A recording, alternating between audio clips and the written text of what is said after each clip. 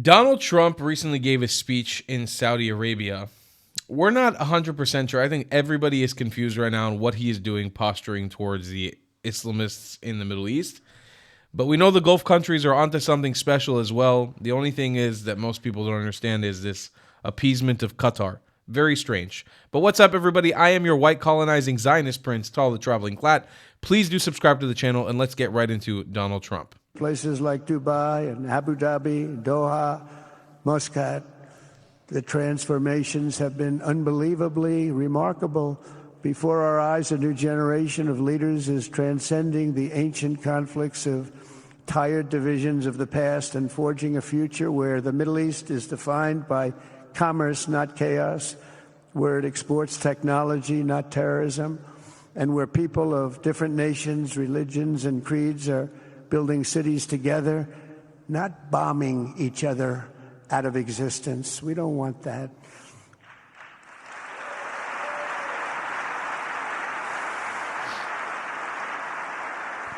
And it's crucial for the wider world to note this great transformation has not come from Western interventionists or flying people in beautiful planes giving you lectures on how to live and how to govern your own affairs. No, the gleaming marvels of Riyadh and Abu Dhabi were not created by the so-called nation builders, neocons, or liberal nonprofits like those who spent trillions and trillions of dollars failing to develop Kabul, Baghdad, so many other cities. Instead, the birth of a modern Middle East has been brought by the people of the region themselves, the people that are right here, the people that have lived here all their lives, developing your own sovereign countries, pursuing your own unique visions and charting your own destinies in your own way. It's really incredible what you've done.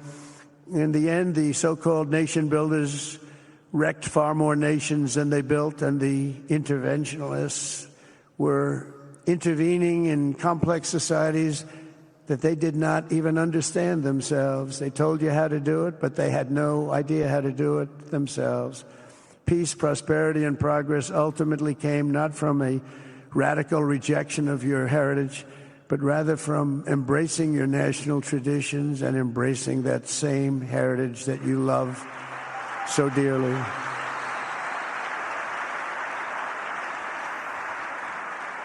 And it's something only you could do. You achieved a modern miracle, the Arabian way. That's a good way.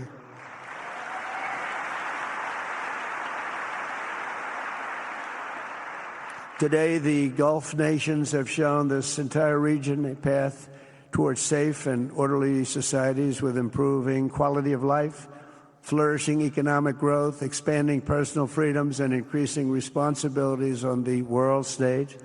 After so many decades of conflict, finally it is within our grasp to reach the future that generations before us could only dream about, a land of peace, safety, harmony, opportunity, innovation, and achievement right here in the Middle East. So beautiful. It's such a beautiful thing that's happening. I guess, the people that are here can't even really appreciate it because you see it happening, and it's when you come to a place that you haven't seen in 5 years or 10 years or 20 years that it's even more incredible. When I left office just over 4 years ago, that future seemed almost impossible, what you've done. Together we had obliterated the killers of ISIS. We wiped them out, terminated its founder and leader, al-Baghdadi. We had healed the divide in the Gulf Cooperation Council. It's a very big deal. And united the nations of the region to stand against the enemies of all civilization.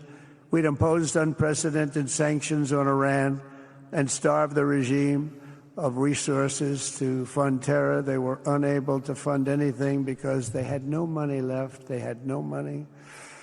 But the new administration came in and let them have a lot of money, and you saw what happened. It was not money well spent. And with the historic Abraham Accords that we're so proud of, all the momentum was aimed at peace. And it aimed very successfully. It's been an amazing thing, the Abraham Accords. And it's my fervent hope, wish, and even my dream that Saudi Arabia, a place I have such respect for, especially over the last fairly short period of time, what you've been able to do, but we'll soon be joining the Abraham Accords. I think it'll be a tremendous tribute to your country, and it will be something that's really going to be very important for the future of the Middle East. I took a risk in doing them, and they've been an absolute bonanza for the countries that have joined. The Biden administration did nothing for 4 years. We would have had it filled out. But it will be a special day in the Middle East with the whole world watching when Saudi Arabia joins us. And you'll be greatly honoring me, and you'll be greatly honoring all of those people that have fought so hard for the Middle East. And I really think it's going to be something special. But you'll do it in your own time, and that's what I want, and that's what you want, and that's the way it's going to be. When I left office, the only thing still standing between this region and its unbelievable potential was a small group of rogue actors and violent thugs seeking constantly to drag the Middle East backward and into havoc, mayhem, and indeed into war. Unfortunately, instead of confronting these destructive forces, the last U.S. administration chose to enrich them and empower them and give them billions and billions of dollars. The Biden administration, the worst administration in the history of our country, by the way, spurned our most trusted and longstanding Gulf partners, and I can say partners worldwide, one of our great, great partners, no matter who we look to. And we have great partners in the world, but we have none stronger and nobody like the gentleman that's right before me. He's your greatest representative, greatest representative.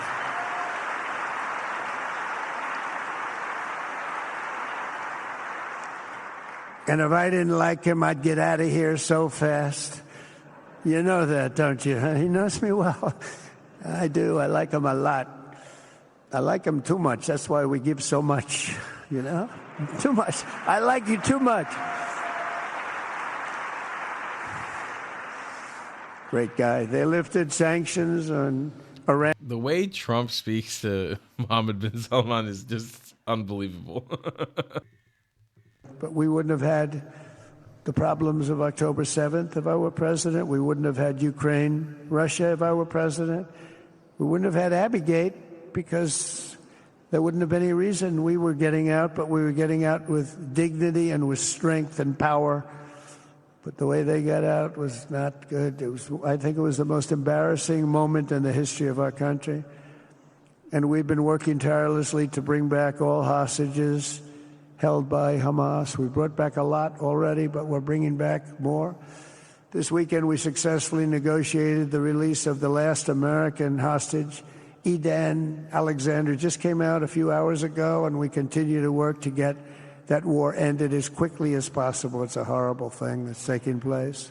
All civilized people must condemn the October 7th atrocities against Israel, which would never have happened again if you had probably a different president, but definitely if you had me as president. The people of Gaza deserve a much better future, but that will...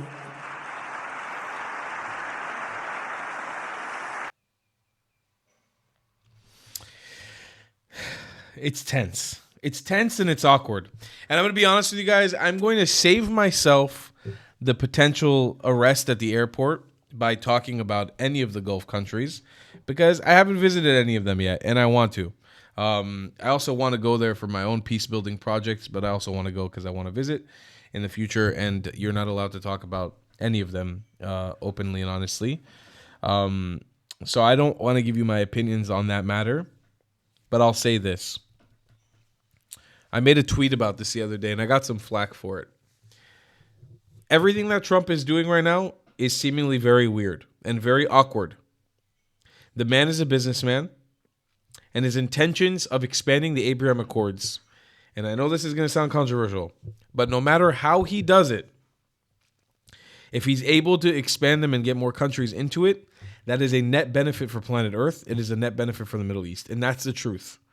It is way harder to begin a war once you're in a pact of peace rather than when you're out of it. So I'm just saying, consider the possibility of a Qatar, inside of the Abraham Accords, of Assyria inside of the Abraham Accords. Again, this does not justify all of the atrocities that these countries have done. Imagine countries like Saudi Arabia inside of the Abraham Accords. Doesn't justify anything about any of these countries. All I'm saying, it is way harder to get to a point of full-scale war with each other when you already have a peace pact brokered and you're already a part of something. Look at Jordan and Egypt, for example. We've had a peace pact with them for the last 50 years. They'll probably never join the Abraham Accords because they wouldn't want to be labeled as a country that renegotiated peace with Israel. We've had a cold peace, which means the civilian populations in these countries hate Jews and are anti-Semitic, and that's not going to change anytime soon unless those governments get better. But you don't see us going to war, and we're not going to go to war with Jordan or Egypt, most likely. It's way harder to get to that point of war when you're already in a peace deal. So while I don't agree with everything, I don't agree with the process, it's tough.